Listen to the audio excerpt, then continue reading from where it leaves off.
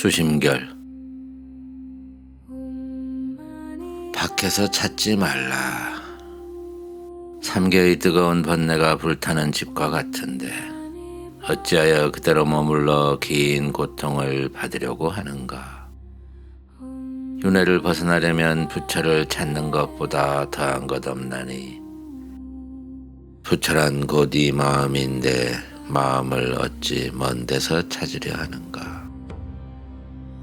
마음은 이 몸을 떠나 따로 있는 것이 아니며 육신은 헛것이어서 생이 있고 멸이 있지만 참마음은 허공과 같아서 끊어지지 않고 변하지도 않는다. 그리하여 이 몸은 무너지고 흩어져 불로 돌아가고 바람으로 사라지지만 마음은 항상 신령스러워 하늘을 덮고 땅을 덮는다고 한 것이다. 애달다. 요즘 사람들은 어리석어 자기 마음이 참 부처인 줄 알지 못하고 자기 성품이 참 법인 줄 모르는구나. 법을 구하고자 하면서 멀리 성인들에게 미루고 부처를 찾고자 하면서 자기 마음을 살피지 않는다. 만약 마음 밖에 부처가 있고 성품 밖에 법이 있다고 굳게 고집하여 불도를 구한다면 이와 같은 사람은 티끌처럼 많은 세월 동안 몸을 사르고 발을 태우고 뼈를 부수어 골수를 내고 피를 내어 경전을 쓰고 항상 앉아 눕지 않고 하루 한 끼만 먹으며 대장경을 줄줄 외우는 온갖 고행을 닦는다고 할지라도 그것은 마치 모래로 밥을 지으려는 것과 같아서 아무 보람도 없이 수고롭기만 할 것이다. 자기의 마음을 바르게 알면 수많은 법문과 한량없는 진리를 구하지 않아도 저절로 얻게 될 것이다. 그러므로 부처님께서 말씀하시기를 모든 중생을 두루 살펴보니 열의 지혜의 덕을 고루 갖추고 있다 하시고 중생들의 갖가지 허망한 변화가 모두 열의 밝은 마음에서 일어난다 하셨다. 이 마음을 떠나서 부처 이룰 수 없음을 알아야 하나니 과거의 모든 부처님들도 이 마음을 밝힌 분들이며 현재의 모든 성현들도 이 마음을 닦은 분들이며 미래에 배우는 사람들도 또한 이 법에 의지해야 할 것이다. 그러므로 수행하는 사람은 결코 마음 밖에서 부처를 찾지 말지라. 마음의 바탕은 물들지 않아 본래부터 저절로 이루어진 것이니 그릇된 인연을 떠나면 자체로 곧 당당한 부처이다. 이 불성은 어디에? 만약 불성이 지금 이 몸에 있다고 한다면 이미 몸 안에 있으면서도 범부를 벗어나지 못한 것이니 어째서 나는 지금 불성을 보지 못합니까? 다시 해설하여 깨닫게 하소서. 그대의 몸 안에 있는데도 그대 자신이 보지 못할 뿐이다. 그대가 배고프고 목마른 줄 알며 춥고 더운 줄 알며 성내고 기뻐하는 것이 도대체 무엇인가? 또 이 육신은 지, 수, 합, 풍 네 가지 인연이 모여서 된 것이므로 그 바탕이 둔하여 감정이 없는데 어떻게 보고 듣고 깨닫고 알겠는가? 보고 듣고 깨닫고 아는 그것이 바로 그대의 불성이다. 그러므로 임재스님께서 말씀하시기를 지수, 화풍, 사대는 법을 설할 줄도 들을 줄도 모르고 허공도 또한 그러한데 다만 그대 눈앞에 뚜렷이 홀로 밝으면서 형용할 수 없는 그것만이 비로소 법을 설하고 들을 줄을 안다고 하였다. 여기에서 말하는 형용할 수 없는 것이란 모든 부처님의 법인이며 그대 본래의 마음이다. 불성이 지금 그대의 몸 안에 있는데 어찌 그것을 밖에서만 찾으려고 하는가? 그대가 믿지 못하겠다면 옛 성인들이 도에 들어간 두어 가지 예를 들어 의심을 풀어줄 테니 잘 듣고 믿으라. 옛날에 이견왕이 바라제 존자께 물었다. 어떤 것이 부처입니까? 존자는 이렇게 대답했다. 견성하니가 부처입니다. 스님께서는 견성을 하였습니까? 나는 견성을 했습니다. 그 성품이 어디에 있습니까? 성품은 작용하는 데 있습니다. 그 무슨 작용이기에 나는 지금 보지 못합니까? 지금 버젓이 작용하고 있는데도 왕이 스스로 보지 못할 뿐입니다. 내게 있단 말입니까? 왕이 작용한다면 그것 아닌 것이 없지만 작용하지 않는다면 그 채도 보기 어려울 뿐입니다. 그럼 작용할 때는 몇 군데로 나타납니까? 그것은 8군데로 나타납니다. 왕이 그 8군데를 말해달라고 하자 존자는 다음과 같이 가르쳐 주었다. 태 안에 있으면 몸이고 세상에 나오면 사람이며 눈에 있으면 보고 귀에 있으면 듣고 코에 있으면 냄새 맡고 혀에 있으면 말하고 손에 있으면 쥐고 발에 있으면 걸어 다닙니다. 두루 나타나면 온 누리를 다 싸고 거두어들이면 한 티끌에 있습니다.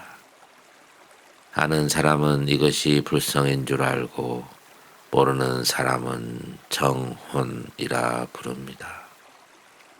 왕은 이 말을 듣고 곧 마음이 열리었다. 그 어떤 스님이 기종 화상에게 물었다. 무엇이 부처입니까? 화상은 말했다.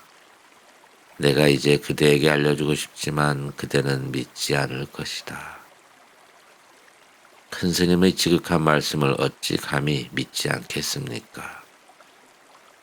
그대가 바로 부처이니라. 어떻게 닦아야 합니까?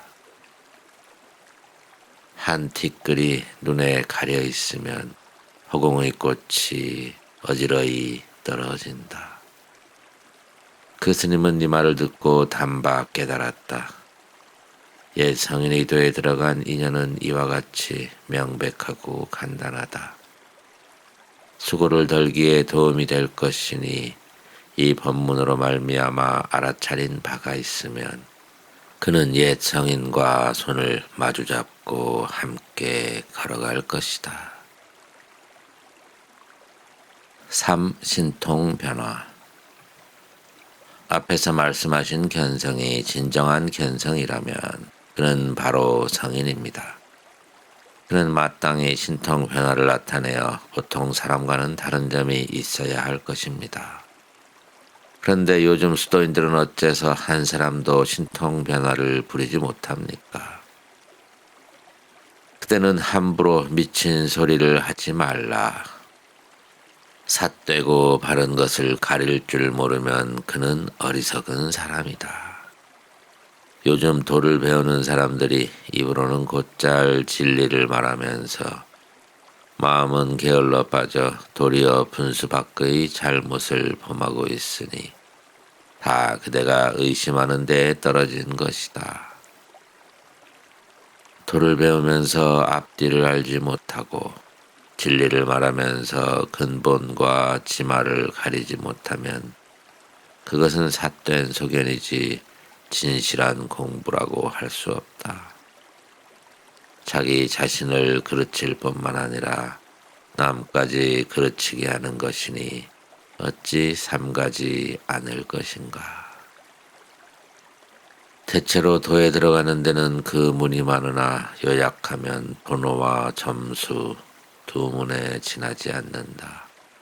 비록 돈호 돈수가 가장 으뜸가는 근기의 길이라 하지만 과거를 미루어 보면 이미 여러 생을 두고 깨달음의 의지에 닦아 차츰 익혀왔으므로 금생에 이르러 일시에 단박 마치는 것이다. 그러나 사실을 들여다보면 이것도 먼저 깨닫고 나서 닦는 근기이다. 그러므로 도노와 점수의 두문은 모든 성인이 의지할 길이다. 예전부터 모든 성인들은 먼저 깨달은 뒤에 닦았으며 그 닦음에 의해 증득했다. 그러니 이른바 신통 변화는 깨달음에 의해 닦아서 차츰 익혀야 나타나는 것이지 깨달을 때 곧 나타나는 것은 아니다. 경에 말씀하기를 이치는 단박 깨닫는 것이므로 깨달음을 따라 번뇌를 녹일 수 있지만 현상은 단번에 제거될 수 없으므로 차례를 따라 없애는 것이다 라고 하였다.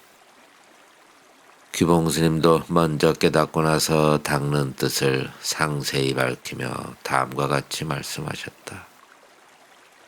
얼어붙은 못이 모두 물인 줄은 알지만 햇빛을 받아야 녹고 범부가 곧 부처인 줄을 깨달았지만 법력으로서 익히고 닦아야 한다. 얼음이 녹아서 물이 흘러야 대고 씻을 수 있고 망상이 다해야만 마음이 신령하게 통하여 신통광명의 작용을 나타낼 수 있다. 그러므로 신통 변화는 하루아침에 이루어지는 것이 아니고 점점 익혀감으로써 나타나는 것임을 알아야 한다. 그렇다 하더라도 신통이란 깨달은 사람의 경지에서는 오히려 요망하고 괴이한 짓이며 성인에게 있어서도 하찮은 일이다. 혹시 나타낼지라도 요긴하게 쓸 것이 못 되는데 요즘 어리석은 무리들은 망령때에 말하기를 한 생각 깨달을 때 한량없는 묘용과 신통 변화를 나타낸다고 하니 이와 같은 생각은 앞뒤를 분간하지 못하고 근본과 지말을 알지 못한 탓이다. 앞과 뒤, 근본과 지말을 모르고 불도를 구한다면 모가난 나무를 가지고 둥근 구멍에 맞추려는 것과 같으니 어찌 큰 잘못이 아니겠는가. 일찍이 방편을 모르기 때문에 절벽을 대하듯 미리 겁을 먹고 스스로 물러나 부처의 씨앗을 말리는 사람이 적지 않다. 자신이 밟지 못하기 때문에 남의 깨달음도 믿지 못하며 신통이 없는 이를 보고 업신여긴다. 이는 성현을 속이는 것이니 참으로 슬픈 일이다. 도노점수, 도노점수. 도노와 점수의 두문이 모든 성인이 의지할 길이라고 말씀하셨는데 깨달음이 단박 깨달음이라면 왜 차츰 닦을 필요가 있으며 닦음이 차츰 닦는 것이라면 어째서 단박 깨달음이라 합니까? 도노와 점수 두 가지 뜻을 거듭 말씀하여 의심을 풀어주소서. 범부가 어리석어 사대를 몸이라 하고 망상을 마음이라 하여 자성이 참 법신인 줄 모르고 자기의 영지가 참 부처인 줄 모른다. 그래서 마음 밖에서 부처를 찾아 이리저리 헤매다가 선지식의 가르침을 받고 바른 길에 들어 한 생각에 문득 마음의 빛을 돌이켜 자기 본성을 본다. 이 성품의 바탕에는 본래부터 번뇌 없는 지혜가 저절로 갖추어져 있어 모든 부처님과 조금도 다르지 않다. 이것을 도노라 한다. 본성이 부처와 다름이 없음을 깨닫기는 했지만 끝없이 익혀온 버릇을 갑자기 없애기는 어렵다.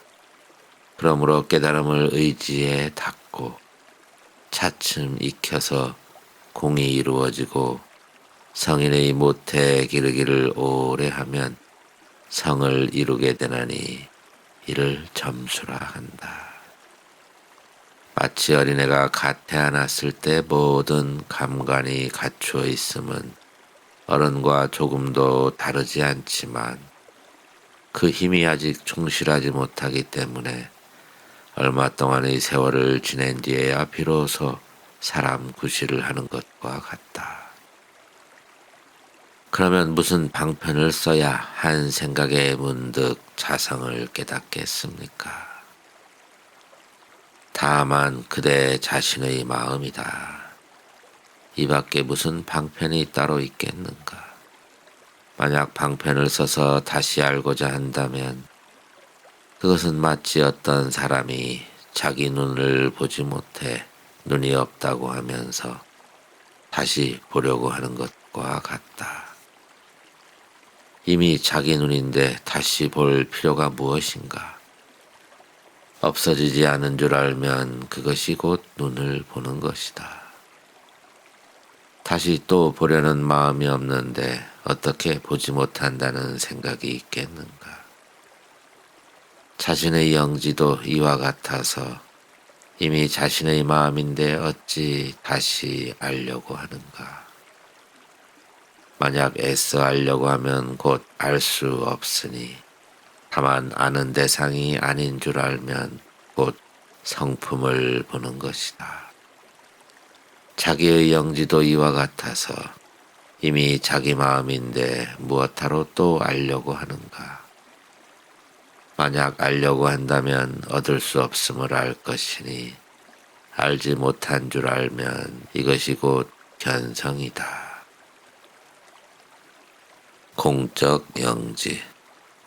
상상의 뛰어난 사람은 들으면 쉽게 알지만 중하의 사람은 의혹이 없지 않을 것이니 다시 방편을 말씀하여 이들도 알아듣게 해주소서. 돈은 알고 모르는 데 있지 않다. 돈은 알고 모르는 데 있지 않다. 그대가 어리석어 깨닫기를 기다리니 그 마음을 버리고 내 말을 들어라. 모든 법은 꿈과 같고 헛개비와 같으므로 헌내망상은 본래 고요하고 티끌 세상은 본래 공한 것이다. 모든 법이 다 공한 곳에 신령스러운 알미 어둡지 않다. 그러므로 공적하고 영지한 마음이 바로 그대의 본래 면목이며 또한 삼세의 부처님과 역대 조사와 천하의 선지식이 은밀히 서로 전한 법이니다. 이 마음만 깨달으면 단계를 거치지 않고 바로 부처의 경지에 올라 걸음마다 3계를 뛰어넘고 집에 돌아가 단박 의심을 끊게 된다. 그리하여 인간과 천상의 스승이 되고 자비와 지혜가 서로 도와 자리 이탈을 갖추고 인간과 천상의 공양을 받을 만하다. 그대가 이와 같다면 진짜 대장부인이 평생의 할 일을 마친 것이다. 제 분수에 따르면 어떤 것이 공적 영지의 마음입니까? 그대가 지금 내게 묻는 그것이 바로 그대의 공적 영지의 마음인데 어째서 돌이켜보지 않고 밖으로만 찾는가?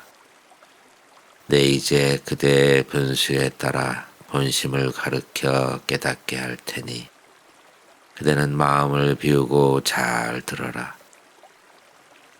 아침부터 저녁에 이르도록 보고 듣고 웃고 말하고 성내고 기뻐하고 옳고 그른 온갖 행위를 무엇이 그렇게 하는지 어디 한번 말해보라. 만약 이 육신이 그렇게 한다면 사람이 일단 죽게 되면 몸은 아직도 허물어지지 않았는데 어째서 귀는 들을 수 없고 코는 냄새를 맡을 수 없으며 혀는 말하지 못하고 몸은 움직이지 못하며 손은 잡지 못하고 발은 걷지를 못하는가. 그러므로 보고 듣고 움직이는 것은 그대의 본심이지 육신이 아님을 알아야 한다. 이 육신을 이루고 있는 사대는 그 성질이 공하여 마치 거울에 비친 영상과 같고 물에 비친 달과 같다. 그런데 어떻게 항상 분명히 알며 어둡지 않고 한량없는 묘용을 느끼는 대로 통달할 수 있겠는가? 그러므로 말하기를 신통과 묘용이여 물을 깃고 나무를 나름이로다 라고 한 것이다. 또 이치에 들어가는 데는 길이 많으나 그대에게 한 문을 가르쳐 근원에 들어가게 하리라. 그대는 지금 까마귀 울고 까치 지저귀는 소리를 듣는가? 예, 듣습니다. 그대는 그대의 듣는 성품을 돌이켜보라. 얼마나 많은 소리가 있는지. 이 속에 이르러서는 어떤 소리도 어떤 분별도 얻을 수 없습니다. 참으로 기특하다. 그것이 관세음보살께서 진리에 드신 문이다. 다시 그대에게 묻겠다. 그대가 말하기를 이 속에 이르러서는 어떤 소리도 어떤 분별도 얻을 수 없다고 했는데 얻을 수 없다면 그때는 허공이 아니겠는가? 본래 공하지 않으므로 환히 밝아 어둡지 않습니다. 그럼 어떤 것이 공하지 않은 실체인가? 모양이 없으므로 표현할 수도 없습니다. 이것이 모든 부처님과 조사들의 생명이니 다시 의심하지 말라. 이미 모양이 없는데 어디에 크고 작음이 있겠으며 크고 작음이 없는데 어찌 한계가 있겠는가. 한계가 없으니 안팎이 없고 안팎이 없으므로 멀고 가까움이 없으며 멀고 가까움이 없으므로 여기와 거기가 없다. 여기와 거기가 없으므로 가고 옴이 없으며 가고 옴이 없으므로 생사가 없고 생사가 없으므로 옛날과 지금이 없으며 옛날과 지금이 없으므로 어리석음과 깨달음도 없다. 어리석음과 깨달음이 없으므로 범부와 성인이 없고 범부와 성인이 없으므로 더럽고 깨끗함도 없으며 더럽고 깨끗함이 없으므로 옳고 그름도 없고 옳고 그름이 없으므로 모든 이름과 말이 있을 수 없다. 모두가 다 없어지니 모든 감관과 대상과 망념, 나아가서는 갖가지 모양과 온갖 이름과 말이 다 있을 수 없다. 그러니 이것이 어찌 본래부터 공적하고 본래부터 아무것도 없는 것이 아니겠는가. 그러나 모든 법이 다 공한 곳에 영지가 어둡지 않아 무정한 것과 같지 않고 성품이 스스로 신기롭게 한다. 이것이 바로 그대의 공적 영지하는 청정한 마음의 실체이다. 이 청정하고 공적한 마음은 삼세 모든 부처님의 깨끗하고 밝은 마음이며 또한 중생 본원의 각성이다. 이것을 깨달아 지키는 이는 한결같음에 앉아 움직이지 않고 해탈할 것이며 이것을 모르고 등지는 자는 육도에 나아가 한량없이 헤맬 것이다. 그러므로 말씀하기를 한 마음이 어리석어 육도로 나아가는 자는 가는 사람이고 움직이는 사람이며 법계를 깨달아 한 마음으로 돌아오는 이는 오는 사람이고 고요한 사람이다 라고 한 것이다. 어리석음과 깨달음은 다르지만 그 근원은 하나라서 법이란 중생의 마음이다 라고 한 것이다. 이 공적한 마음은 성인이라고 해서 더하지도 않고 범부라고 해서 덜하지도 않다. 그러므로 말씀하시기를 성인의 지혜에 있어서도 빛나지 않고 범부의 마음에 숨어 있어도 어둡지 않다라고 한 것이다. 성인이라 해서 더하지도 않고 범부라 해서 덜하지도 않는다면 부처님과 조사가 보통 사람과 무엇이 다르겠는가? 보통 사람과 다른 점은 스스로 그 마음을 살피는 데 있다. 그대가 이 말을 믿고 의문이 단박 풀리며 대장부의 뜻을 내어 진정한 견해를 일으켜 몸소 그 맛을 보고 스스로 긍정할 수 있다면 그것이 바로 마음 닦는 사람의 알아 깨닫는 곳이고 따로 계급과 차례가 없기 때문에 돈이라고 한다. 이것이 믿음의 인 중에서 부처의 과덕에 개합하여 털끝만치도 다르지 않아야 비로소 믿음을 이룬다고 한 말과 같다. 6. 소먹이는 행. 이 이치를 깨달으면 다시 계급이 없다고 하였는데 그러면 무엇 때문에 깨달은 뒤에 다시 닦으면서 차츰 익히고 차츰 이룰 필요가 있겠습니까? 깨달은 뒤에 차츰 닦는 이유는 앞에서 이미 누누이 설명하였는데 아직도 의문을 풀지 못하고 있으니 거듭 설명하겠다. 그대는 마음을 비우고 자세히 들어라. 범부는 아득한 과거로부터 오늘에 이르기까지 오도를 유전하며 나고 죽음에 나라는 관념에 굳게 집착하여 망상과 뒤바뀜과 무명의 종자와 익힌 버릇이 오랫동안 한데 어울려 그 성품을 이루었다. 금생에 이르러 자성이 본래 공적하여 부처와 다름이 없음을 문득 깨닫더라도 그 오랜 버릇을 갑자기 끊어버리기는 쉽지 않다. 그래서 역경과 순경을 당하면 성내고 기뻐하며 옳고 그르다는 생각이 불길처럼 일어났다 사라졌다 하고 바깥 대상에 대한 번뇌가 이전과 다름이 없다. 만약 지혜로서 공부를 더하여 힘을 쓰지 않으면 어떻게 무명을 다스려 크게 쉬는 경지에 도달할 수 있겠는가? 그것은 단박 깨치면 부처와 같으나 여러 생에 익힌 버릇이 깊어서 바람은 멎었지만 물결은 아직 출렁이고 이치는 드러났지만 망상이 그대로 침노한다고 한 말과 같다.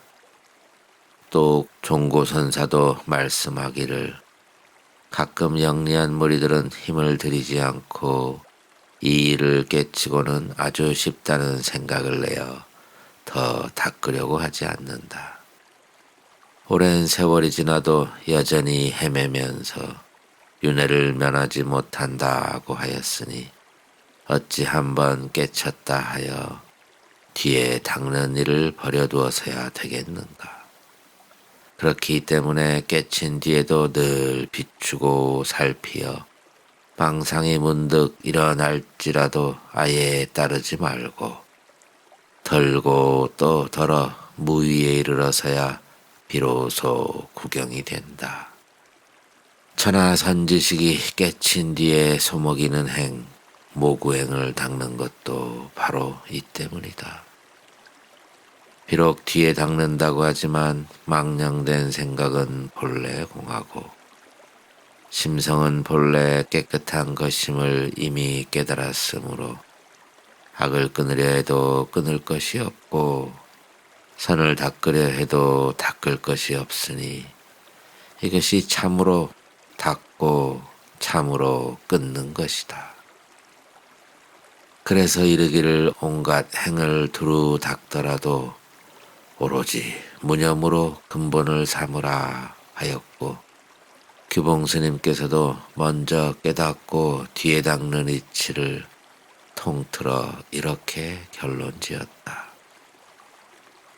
이 성품에는 원래 번뇌가 없고 번뇌가 없는 지혜가 본래 갖추어져 부처와 다름이 없음을 깨닫고 여기에 의지에 닦는 것을 최상승의 선이라고 하고 또 열애의 청정한 선이라 한다. 만약 생각마다 닦아 익히면 저절로 차츰 백천삼매를 얻을 것이니 달마 문화에서 전해오는 것이 바로 이 선이다. 그러므로 도노와 점수의 이치는 마치 수레의 두 바퀴와 같아 하나만 없어도 안 된다. 어떤 사람은 선악의 성품이 공한 것임을 알지 못하고 꼿꼿이 앉아 움직이지 않으면서 몸과 마음 억제하기를 마치 돌로 풀 누르듯 하는 것으로서 마음을 닦는다고 한다. 그러나 이것은 큰 미혹이다. 그러기에 말하기를 성문들은 마음마다 미혹을 끊지만 이 끊으려는 마음이 바로 도둑이다 라고 하였다. 다만 살생, 도둑질, 음행, 거짓말 등이 성품에서 일어나는 것임을 자세히 살피면 일어나도 일어남이 없어서 그 자리가 곧 고요함이니 어찌 다시 끊을 일이 있겠는가. 그래서 생각이 일어나는 것을 두려워하지 말고 오로지 깨달음이 더딜까를 두려워하라고 한 것이다. 또 말하기를 생각이 일어나거든 곧 깨달으라. 깨달으면 곧 사라질 것이다 라고 하였다. 깨달은 사람의 경지에서는 외부의 번뇌가 있더라도 그것은 모두 제호가 될 것이다. 미혹이란 그 근본이 없음을 살피면 허공의 꽃인 삼계는 바람이 연기를 거둠과 같고 헛개비인 육지는 끓는 물에 얼음 녹듯 할 것이다. 이와 같이 생각마다 닦아 익히면서 살피고 돌아보기를 잊지 않고 선정과 지혜를 고루 가지면 사랑과 미움이 저절로 사라지고 자비와 지혜가 밝아질 것이다. 죄업은 자연히 소멸되고 공덕이 늘어나 번뇌가 닿을 때 생사도 곧 끊어질 것이다. 미세한 번뇌의 흐름조차 아주 끊어지고 원만히 깨달은 큰 지혜가 뚜렷이 홀로 드러나면 천백억 화신을 나타내어 시방세계 중생들의 근기에 맞추어 감응해 줄 것이다. 그것은 마치 달이 허공에 떠오르면 그 그림자가 물 위에 두루 비추는 것과 같이 응용이 무궁하고 인연 있는 중생을 건지면서 끊임없이 즐거울 것이다. 이를 가리켜 크게 깨달은 세존이라 한다. 선정과 지혜를 함께 닦으라. 깨달은 뒤에 닦는 법문 가운데 선정과 지혜를 고루 가진다는 이치를 아직 잘 모르겠습니다. 다시 자세히 설명하여 의혹을 풀고 해탈의 문으로 들어가도록 이끌어 주소서. 법과 이치를 말한다면 이치에 들어가는 1000가지 문이 선정과 지혜 아님이 없다. 그 요점을 들면 자성의 본체와 작용 2가지 뜻인데 앞에서 말한 공적 영지가 바로 그것이다. 선정은 본체이고 지혜는 작용이다. 본체의 작용이기 때문에 지혜는 선정을 떠나지 않고, 작용의 본체이기 때문에 선정은 지혜를 떠나지 않는다. 선정이 곧 지혜이므로 고요하면서 항상 알고, 지혜가 곧 선정이므로 알면서 항상 고요하다. 육조 스님께서 말씀하신 마음이 어지럽지 않음이 자성의 선정이고, 마음이 어리석지 않음이 자성의 지혜이다 라고 하신 것과 같다. 이런 도리를 깨달아 고요함과 알매 자제하여 선정과 지혜가 둘이 아니게 되면 돈문에 들어간 이의 선정과 지혜를 함께 닦는 것이 된다. 그러므로 먼저 적적으로서 흩어지려는 생각을 다스리고, 그 다음 성성으로서 흐리멍텅함을 다스린다 하여 앞과 뒤에 대치하여 혼침과 산란을 고루 다스려 고요함에 들어가는 이는 전문에 속하는 낮은 근기의 소행이다. 그는 성성과 적적을 고루 가진다고 하지만 적정만을 취한 수행이 될 뿐이다. 어찌 할 일을 마친 사람의 본래 고요함과 본래 알을 떠나지 않고 자유자재로 겸해 닦는 것이 되겠는가. 그래서 육조 스님께서는 스스로 깨달아 수행하는 것은 따지는 데 있지 않다. 앞뒤를 따진다면 그는 어리석은 사람이다 라고 하신 것이다. 통달한 사람의 경지에서는 선정과 지혜를 고루 가진다는 뜻은 힘씀과 작용에 떨어지지 않고 원래 저절로 무위여서 따로 특별한 때가 없는 것이다.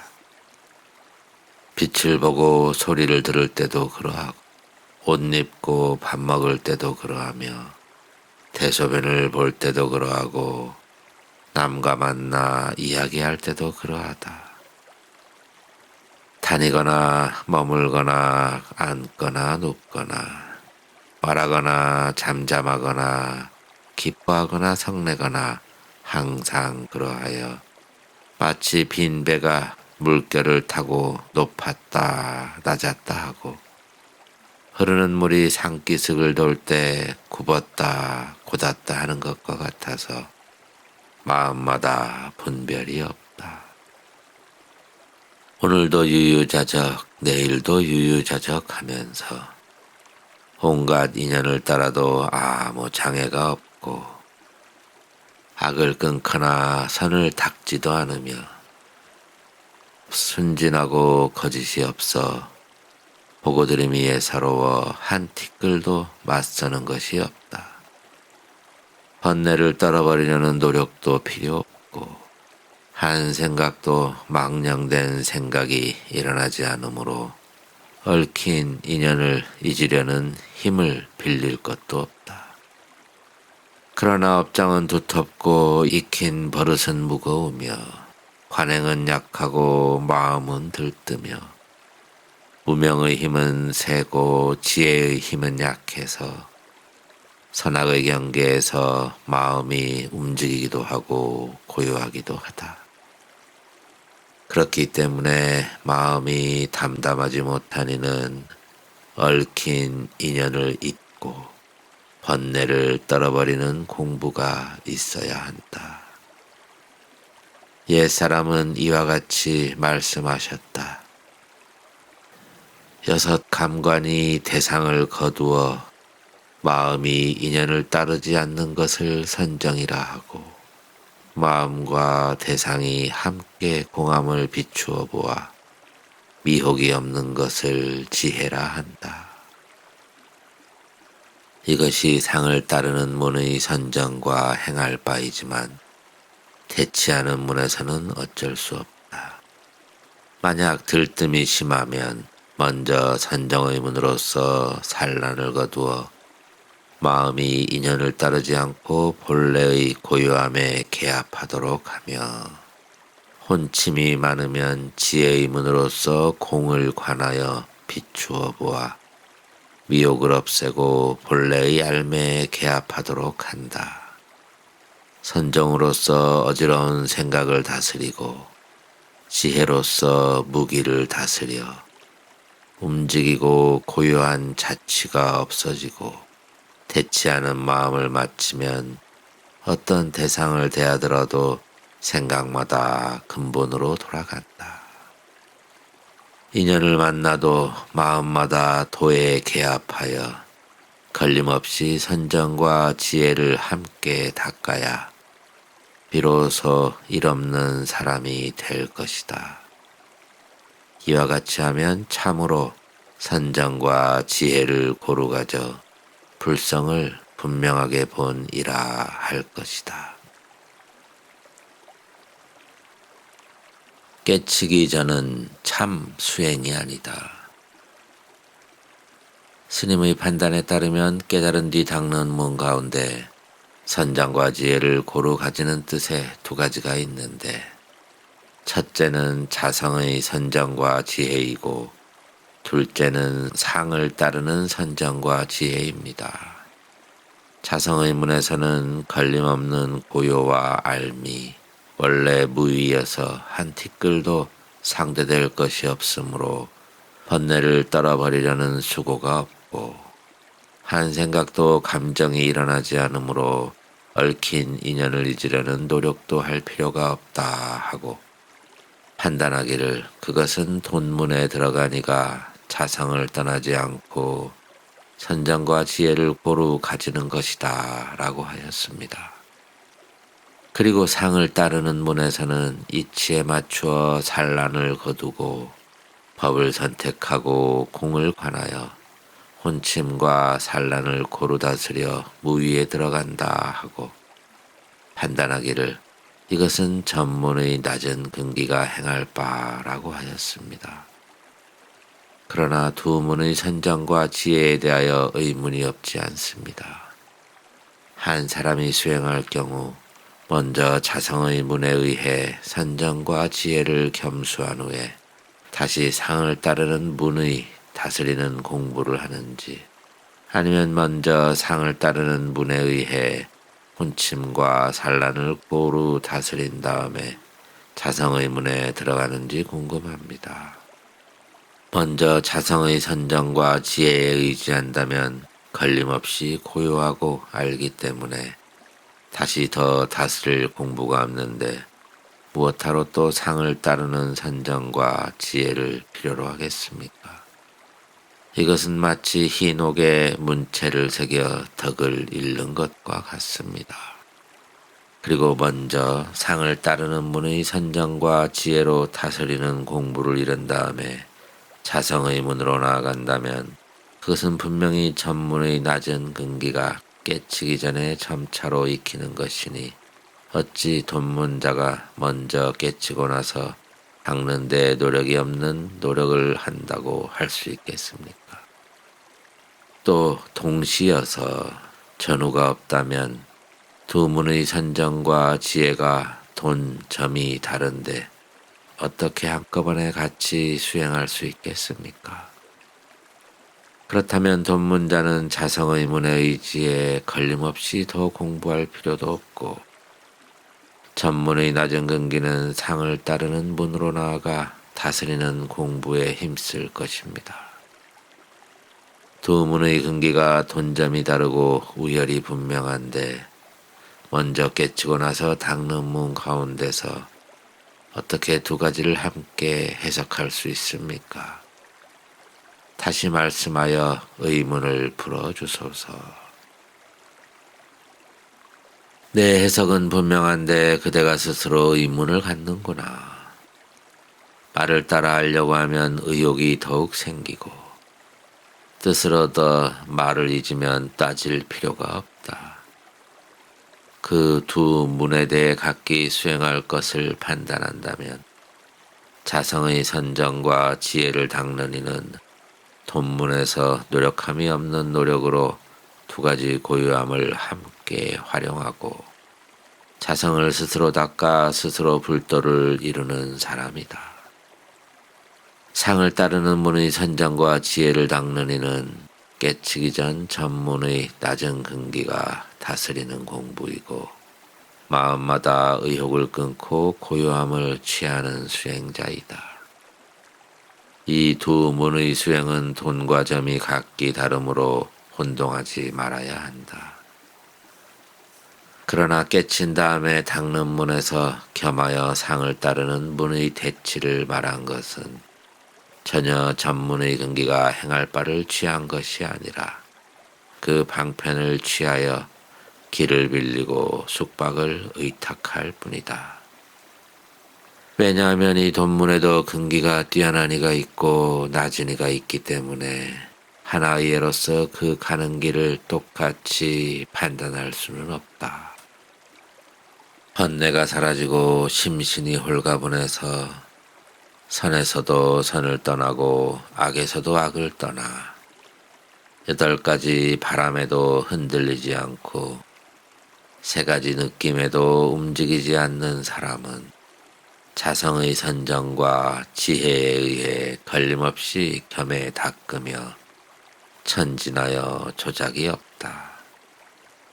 움직이거나 고요하거나 항상 선이므로 자연의 이치를 성취할 것이니 어찌 상을 따르는 문의 방법을 빌리겠는가.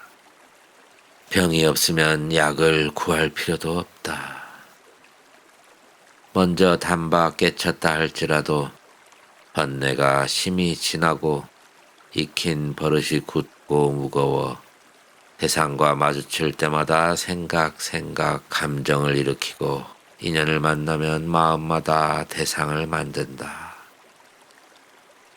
혼침과 산란의 부추김을 당해 고요함과 알미 한결같지 않은 어두운 이는 상을 떠나는 문의 선정과 지혜를 빌어 대치하기를 잊지 말고 혼침과 산란을 고루 다스려 무위에 들어가는 것이 마땅하다. 비록 대치하는 공부에 의해 잠시 익힌 버릇을 억제하더라도 심성이 본래 청정하고 번뇌가 본래 공한 것임을 먼저 깨달았으므로 전문의 낮은 근기의 오염된 수행에 떨어지지 않는다. 왜냐하면 깨치기 전의 수행은 비록 공부를 잊지 않아 생각마다 익히고 닦더라도 곳곳에 의문을 일으켜 거리끼기 때문이다. 마치 어떤 물건이 가슴속에 걸린 것 같아서 불안한 자취가 항상 앞에 나타난다. 그러다가 오랜 세월이 지나 대치하는 공부가 성숙하게 되면 심신이 홀가분해질 것이다. 그러나 홀가분해질지라도 의욕의 뿌리를 끊지 못한 것이 홀로 풀을 누른 것 같아서 생사의 경계에 자유롭지 못할 것이다. 그렇기 때문에 깨닫기 전의 수행은 진정한 수행이 될 수 없다고 한 것이다. 깨친 사람의 경지로는 비록 대치하는 방편이 있더라도 생각마다 의욕이 없어 더럽히거나 물들지 않는다. 이와 같이 오랜 세월을 지내면 저절로 천진한 묘성에 개합하여 걸림없이 고요하고 분명해서 생각마다 온갖 대상에 관계하면서도 마음마다 모든 번뇌를 아주 끈되 자성을 떠나지 않는다.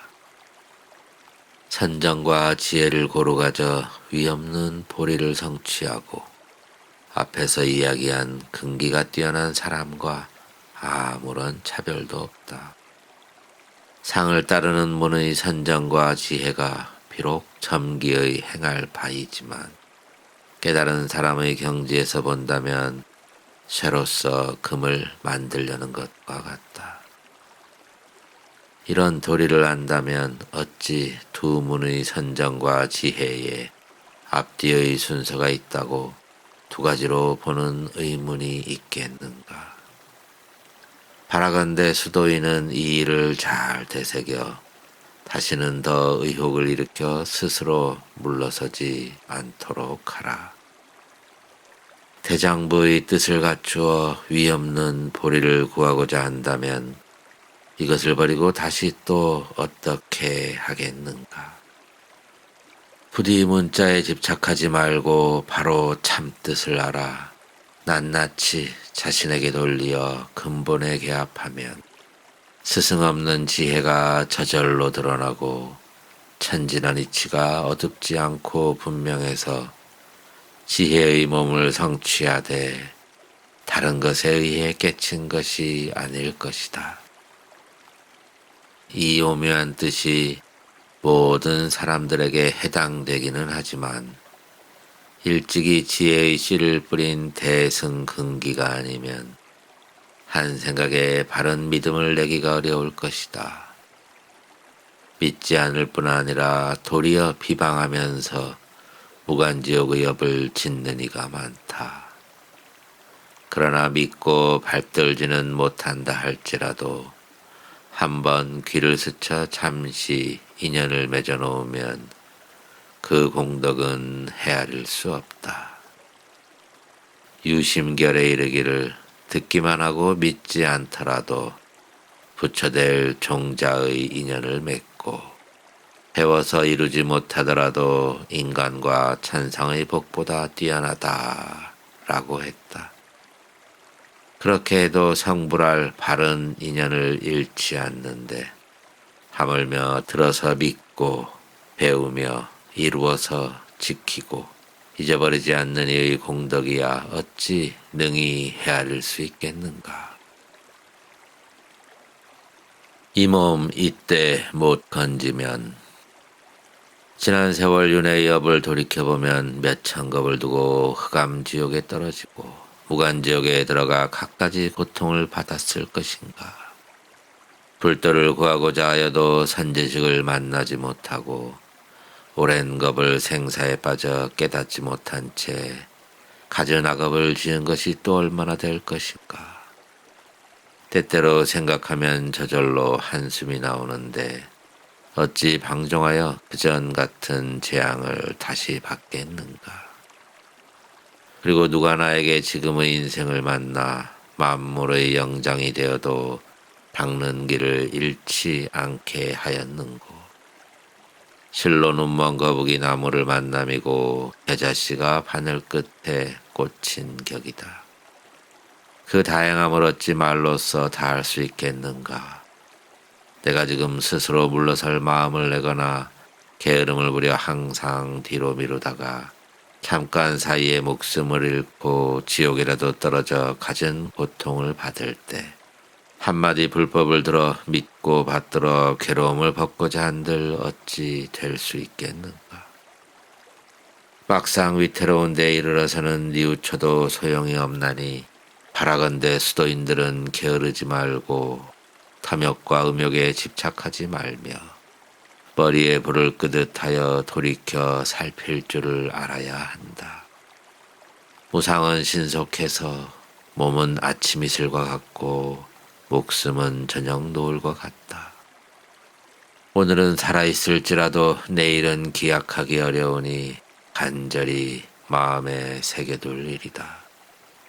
세상의 유의의 선을 가지고도 사막도의 괴로운 윤회를 면하고 천상과 인간에서 뛰어난 과보를 얻어 여러 가지 즐거움을 누리는데 하물며 이 최상승의 심오한 법문이겠는가.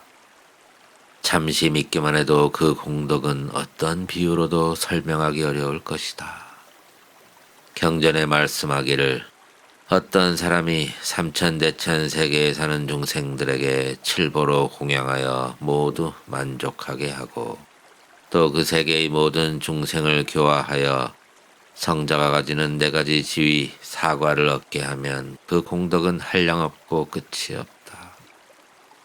그러나 잠깐 동안 이 법문을 바르게 생각하여 얻게 되는 공덕보다는 못하다라고 하였다. 이것으로 미루어 볼 때 이 법문은 가장 존귀하여 어떤 공덕으로도 견줄 수 없음을 알아야 한다. 그러므로 경전에 한생과 깨끗한 마음이 바로 도량이니 겐지스강의 모래처럼 많은 칠보탑을 세우는 것보다 뛰어나다. 보배로 된 탑은 언젠가 무너져 티끌이 되겠지만 한생과 깨끗한 마음은 마침내 바른 깨달음을 이룬다고 하였다. 원컨대 수도인들은 이 말을 깊이 음미하여 간절히 마음에 새겨두라. 이 몸을 금생에 건지지 않으면 다시 어느 생을 기다려 건질 것인가.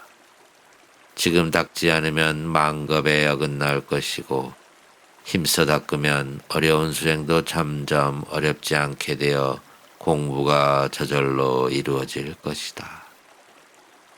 애달다. 요즘 사람들은 배가 고파 음식을 대하고도 먹을 줄 모르고 병들어 의사를 만나고서도 약을 먹을 줄 모르니 어찌할 것인가. 따르지 않는 사람은 나로서도 어쩔 수가 없구나. 또 세상 일은 그 모양도 볼 수 있고 그 공도 징험할 수 있으므로 사람들은 한 가지 일만 얻더라도 희귀하다 찬탄한다. 그러나 우리의 이 마음 법문은 그 모양을 볼 수 없나니 그렇기 때문에 천마와 외도가 비방할래야 문이 없고 재석과 범천 등 모든 천신이 칭찬할래야 미칠 수 없다. 그런데 하물며 식견이 옅은 범부들이여 어찌 흉내인들 낼 수 있겠는가. 우물 안의 개구리가 어떻게 바다의 넓음을 알며 여우가 어떻게 사자처럼 소리칠 수 있겠는가. 그러므로 말법 세상에서 이 법문을 듣고 희유하다는 생각을 내어 믿고 받아 지니는 사람은 이미 한량없는 세월에 모든 성인을 섬기어 온갖 성근을 심었고 지혜의 바른 인연을 깊게 맺은 최상의 근기임을 알 수 있다. 금강경에 말씀하시기를 이 글귀에 신심을 내는 이는 한량없는 부처님 계신 데서 온갖 성근을 심은 것임을 알아야 한다고 하였다. 또 대승의 마음을 낸 이를 위해 말한다고도 하였다. 바라건대 도를 구하는 사람은 미리 겁을 먹지 말고 용맹심을 내야 할 것이니 지난 세월에 얼마나 착한 인연을 쌓았는지 알 수 없기 때문이다. 만약 뛰어난 이 법문을 믿지 않고 열등을 자처하여 어렵다는 생각으로 지금 닦지 않는다면 비록 지난 세상의 성근이 있다 할지라도 이제 그것을 끊기 때문에 더욱 어려운 데로 향하여 점점 멀어질 것이다. 이미 보배가 쌓인 곳에 왔으니 빈손으로 돌아가지 말아라. 한번 사람의 몸을 잃으면 만겁에 돌이키기 어려우니 바라건대 마땅히 삼가하라. 그대가 지혜로운 사람이라면 보배가 있는 곳을 알면서도 구하지 않다가 어찌 오래도록 외롭고 가난함을 원망할 것인가. 보배를 얻고자 한다면 그 가죽 주머니를 놓아버려라.